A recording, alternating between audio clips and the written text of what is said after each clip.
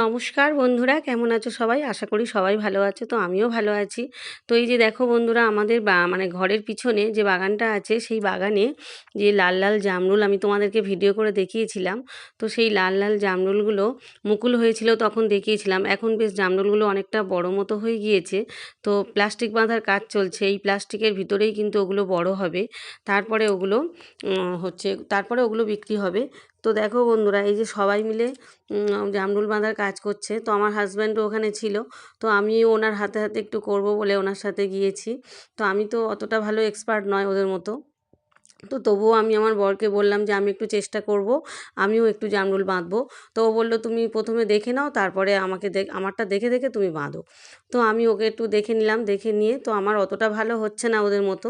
তো এই যে দেখো বন্ধুরা, আমি একটু চেষ্টা করেছি, যদিও খুব ভালো হয়নি, তাও চেষ্টা করেছি।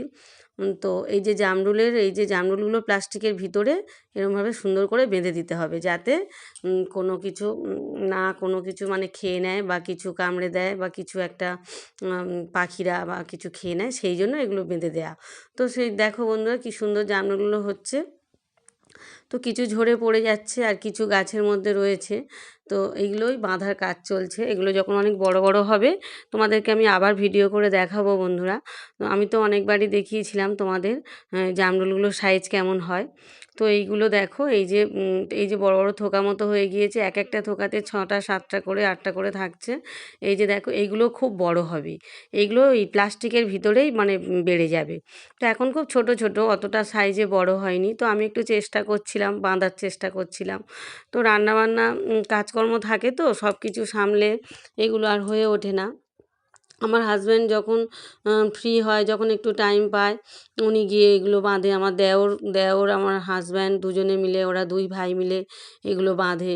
মানে ওরা খুবই পরিশ্রম করে। আর এই মানে বাগানটা সব রকম গাছ মোটামুটি চাষ করা, তবে এই জামরুল গাছটা এখন একটু বেশি চাষ করা হয়েছে, কারণ এখন এটা জামরুলের সিজন হবে এইবার। এবার এই মানে লাল লাল জামরুলগুলো এইবার বড় বড় হবে। তো দেখো, এই যে আমি চেষ্টা চালিয়ে যাচ্ছি। তো জামরুল বাঁধার চেষ্টা চালিয়ে যাচ্ছি। খুব ভালো হয়নি, তাও চেষ্টা করেছি। তো এবার ওখান থেকে বেরিয়ে আমি একটু ধনেপাতা তুলবো, কারণ হচ্ছে একটু আমি আজকে একটু মাছের তেল ঝাল করব। তো তার মধ্যে একটু ধনেপাতা ছড়িয়ে দেবো। তো সেই জন্য একটু ধনেপাতা, শুধু পাতাগুলোই তুলবো, মানে গাছ কিন্তু তুলবো না। গাছের মানে একদম ওপর থেকে যে ডগাটা কেটে নেব, নিয়ে তারপরে ওটাকে কুচি কুচি করে তরকারিতে দিয়ে দেবো। তো নিজেদের বাগান থাকলে যতটা সুবিধা হয় আর কি। তো দেখো বন্ধুরা, আমি এই যে আমার ওড়নার মধ্যে আমি ধনেপাতাগুলো তুলে নিচ্ছি। তো ভালোই লাগছে, নিজেদের বাগানের চাষের জিনিস ভালোই লাগছে বেশ তুলতে। তো এই যে দেখো, আমি তুলছি, তুলে এবার এগুলো নিয়ে আমি বাড়ির ভিতর যাব। আর একটা ওলকপি দেখতে পেলাম, সেই ওলকপিটাও নিয়ে এলাম। তো এখন ওলকপির ঝোল খুব একটা আর ভালো লাগছে না খেতে। তো ভাবলাম যদি একটু চচ্চড়ি করি, তো তার মধ্যে একটু ওলকপিটাকে কুচি কুচি করে দিয়ে দেবো। তো সেই জন্য একটা ওলকপিও তুলে এনেছি। তো বন্ধুরা, আমার খুব গান গাইতে ইচ্ছে করছে, তো আমি একটা গান করছি, তোমরা একটু শোনো। চম্পা চামেলি গোলাপেরি বাগে, এমন মাধবী নিশি আসেনি তো আগে, এমন মাধবী নিশি আসেনি তো আগে, চম্পা চামেলি গোলাপেরি বাগে, চাপারোয়া তোর মেখে কোয়েলা উঠেছে ডেকে, পিউ কাহা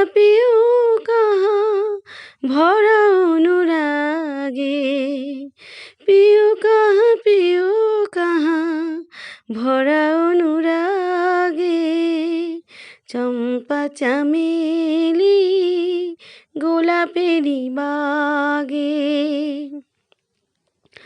যত কথা প্রাণে ছিল গীতি হয়ে যায়, সুর যেন মালা হয়ে কণ্ঠে জড়ায়, কণ্ঠে জড়ায়। যত কথা প্রাণে ছিল গীতি হয়ে যায়, সুর যেন মালা হয়ে কণ্ঠে জড়ায়, কণ্ঠে জড়ায়। হৃদয়ের কুঞ্জ মাঝে রাধার নূপুর বাজে, হৃদয়ের মধুবনে মধুরিত জাগে, হৃদয়ের মধুবনে মধুরিত জাগে।